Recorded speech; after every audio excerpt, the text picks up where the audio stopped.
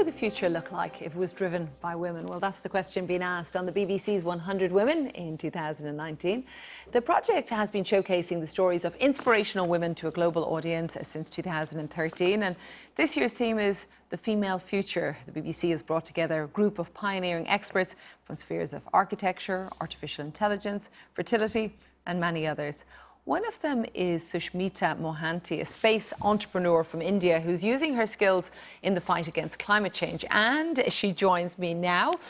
And great to have you with us. I wonder, as you take a look, I believe climate change has been one of the aspects you've looked at closely from space. What have you seen?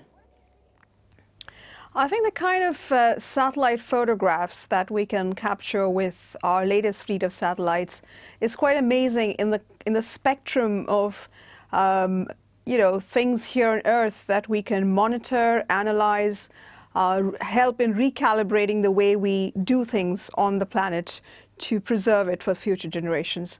So my company, in the last 3 years, what we've done is we've taken open source satellite data and created models using advances in machine learning to be able to, say, make our cities climate smart. For example, we can look at neighborhoods in Delhi and say which rooftops are viable for harvesting solar energy.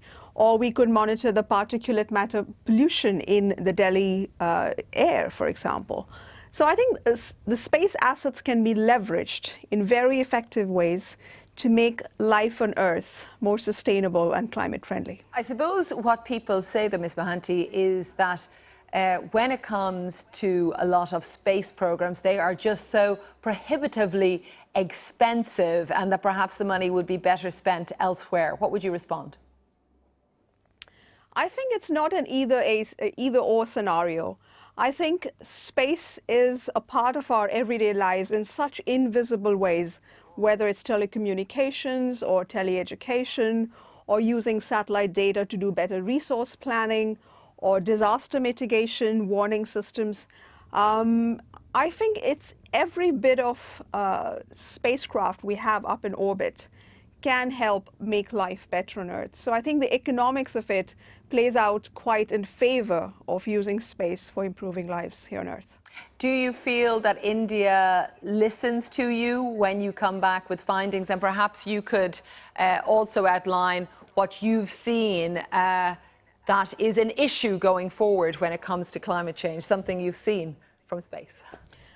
I think in response to this particular question, I want to add that whether it's India or any other nation which is a signatory to the Paris Agreement, the governments are so designed that the bureaucracy of it all doesn't allow you to use not just space but other advances in technology to deal with climate change as quickly as we would like. So I personally think that we need to develop tools where citizens can take, for example, I as a citizen should be able to download open source data and, let's say, create a time-lapse video of the groundwater reserves here in Delhi, or create a time-lapse video of tree cover in the city for the last 30 years.